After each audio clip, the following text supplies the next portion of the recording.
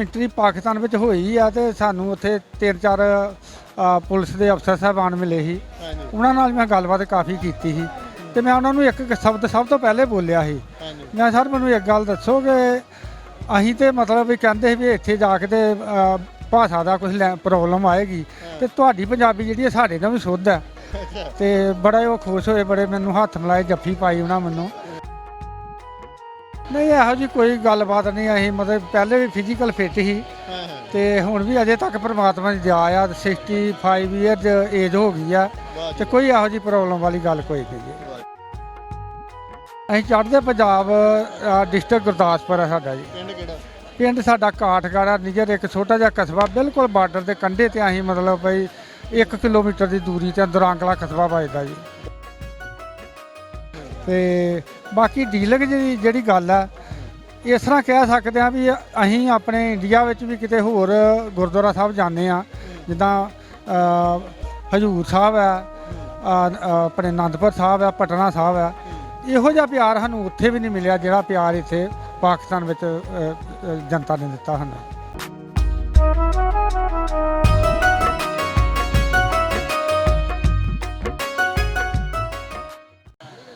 अस्सलाम वालेकुम, सत श्री अकाल, प्रणाम। चैनल एक पिंड पंजाब ਦੀ ਸਾਰੀ ਟੀਮ ਅੱਜ ਪਹੁੰਚੀ ਹੈ ਜੀ ਨਨਕਾਣਾ ਸਾਹਿਬ, ਜਿੱਥੇ 554ਵਾਂ ਗੁਰਪੁਰਬ ਦੀ ਤਕਰੀਬਾਤ ਬਹੁਤ ਜ਼ੋਰੋ ਸ਼ੋਰ ਦੇ ਨਾਲ ਜਾਰੀ ਨੇ।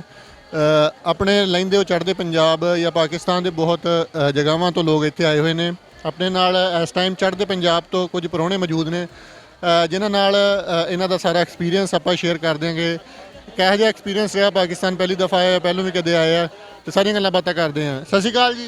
ਸਤਿ ਸ੍ਰੀ ਅਕਾਲ ਬਾਦਸ਼ਾਹ। ਸਤਿ ਸ਼੍ਰੀ ਅਕਾਲ ਮਾਤਾ ਜੀ। ਸਤਿ ਸ੍ਰੀ ਅਕਾਲ ਬਾਦਸ਼ਾਹ। ਕੀ ਹਾਲ ਚਾਲ ਹੈ ਜੀ? ਕਿਵੇਂ ਦਾ ਐਕਸਪੀਰੀਅੰਸ ਰਿਹਾ ਵਾ ਹੁਣ ਤੱਕ ਪਾਕਿਸਤਾਨ 'ਚ?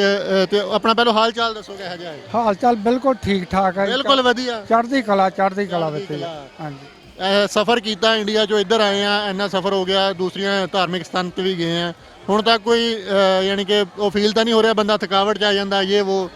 ਨਹੀਂ ਇਹੋ ਜਿਹੀ ਕੋਈ ਗੱਲਬਾਤ ਨਹੀਂ। ਅਸੀਂ ਮਤਲਬ ਪਹਿਲੇ ਵੀ ਫਿਜ਼ੀਕਲ ਫਿੱਟ ਸੀ ਤੇ ਹੁਣ ਵੀ ਅਜੇ ਤੱਕ ਪਰਮਾਤਮਾ ਦੀ ਦਇਆ ਆ। 65 ਈਅਰਸ ਏਜ ਹੋ ਗਈ ਆ ਤੇ ਕੋਈ ਇਹੋ ਜਿਹੀ ਪ੍ਰੋਬਲਮ ਵਾਲੀ ਗੱਲ ਕੋਈ ਨਹੀਂ ਜੀ।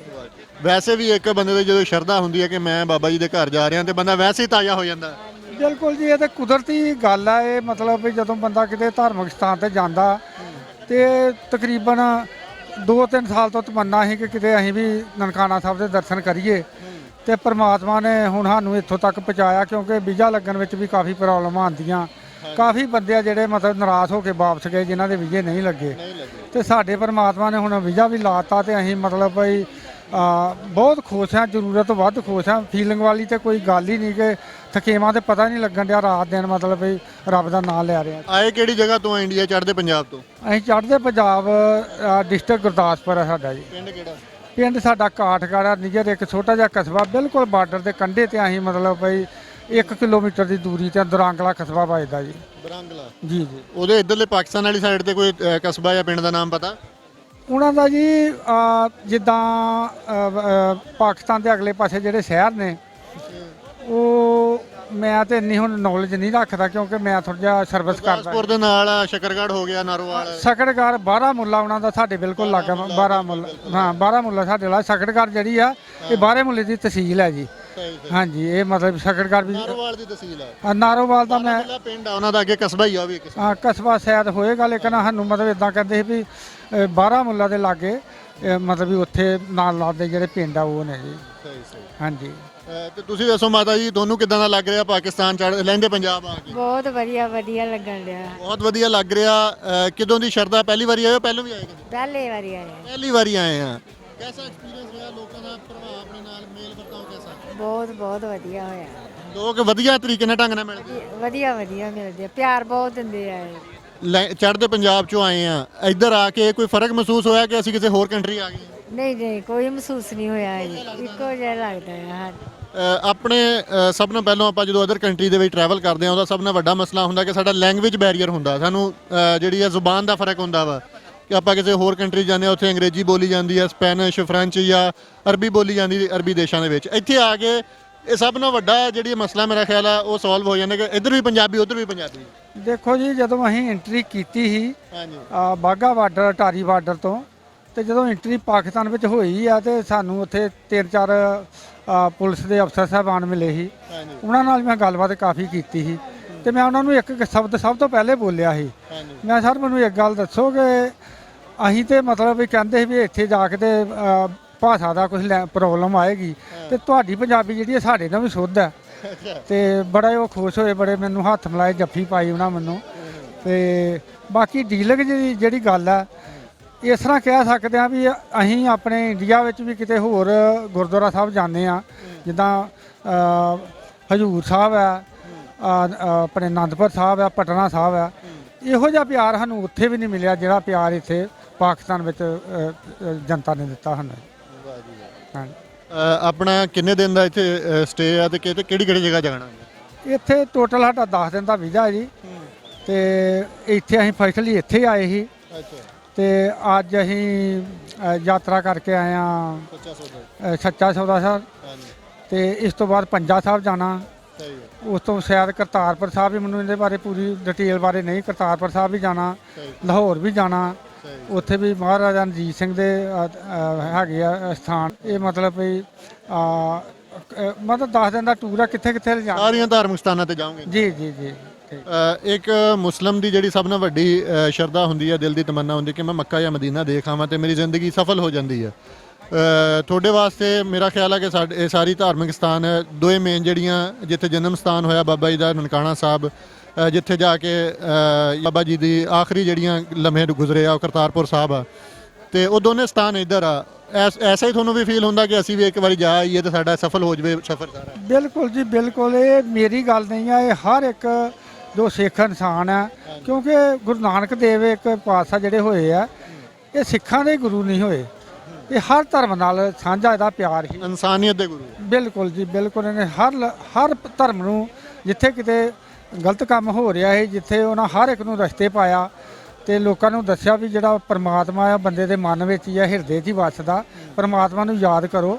ਤੇ ਬਾਕੀ ਜਿਵੇਂ ਮੱਕੇ ਦੀ ਲੈਂਗੁਏਜ ਕਹਿ ਲਓ ਕਿ ਗੁਰੂ ਨਾਨਕ ਦੇਵ ਨੇ ਉੱਥੇ ਵੀ ਜਾ ਕੇ ਜਦੋਂ ਰਾਤ ਸੁੱਤੇ ਸੀ ਤੇ ਮੱਕਾ ਜਿਹੜਾ ਸੀ, ਉਹਨਾਂ ਮੌਲਵੀ ਸਾਹਿਬ ਨੇ ਆਖਿਆ ਵੀ ਨਹੀਂ ਮੱਕਾ ਇੱਧਰ ਨਹੀਂ ਹੈ, ਇੱਧਰ ਹੈ।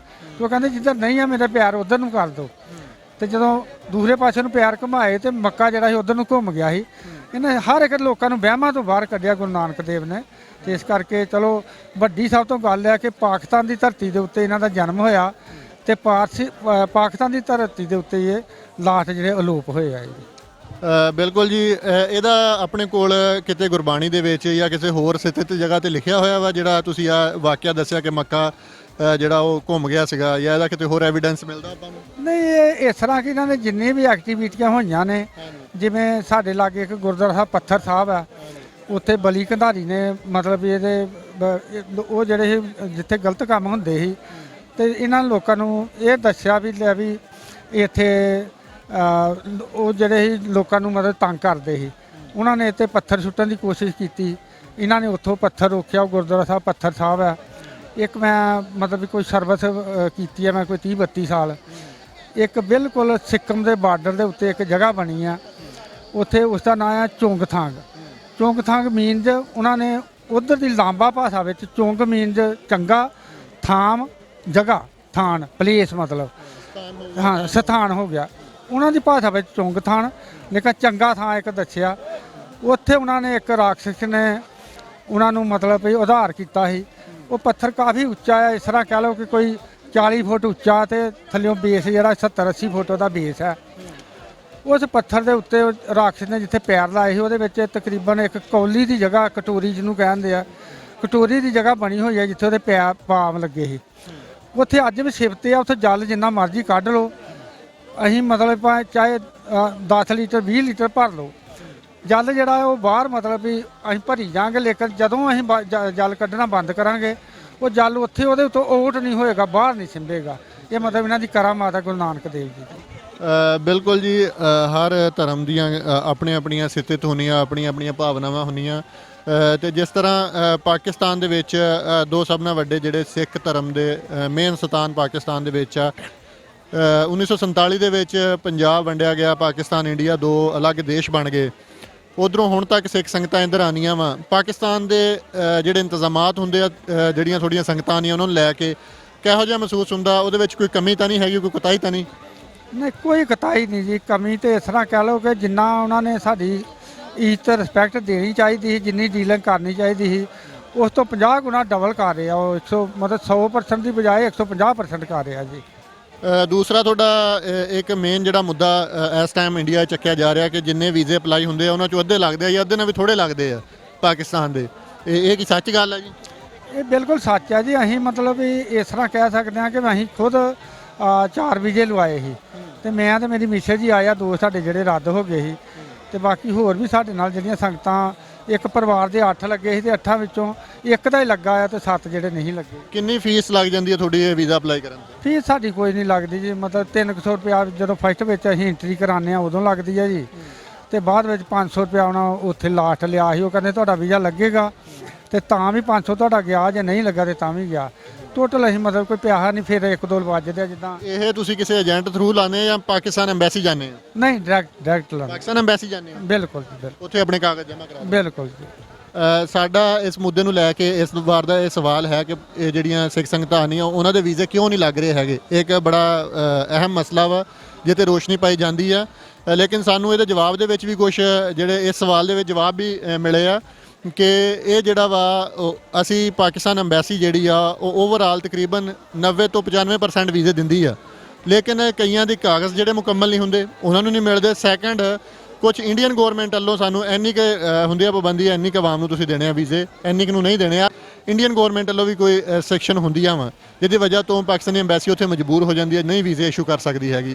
ਹਾਲਾਂਕਿ ਪਾਕਿਸਤਾਨ ਦਾ ਜਿਹੜੇ PM ਸਾਹਿਬ ਆ, ਪ੍ਰਧਾਨ ਮੰਤਰੀ ਪੰਜਾਬ ਦੇ, ਦੂਸਰੇ CM ਸਾਹਿਬ ਪੰਜਾਬ ਦੇ, ਉਹਨਾਂ ਨੇ ਇਸ ਦਫਾ ਕਿਹਾ ਸੀਗਾ ਅਸੀਂ ਜਿਹੜੀ ਤਾਦਾਦ ਆ ਉਹ ਤਕਰੀਬਨ 70,000 ਤੱਕ ਲੈ ਜਾਣਾ ਚਾਹੁੰਦੇ ਆ।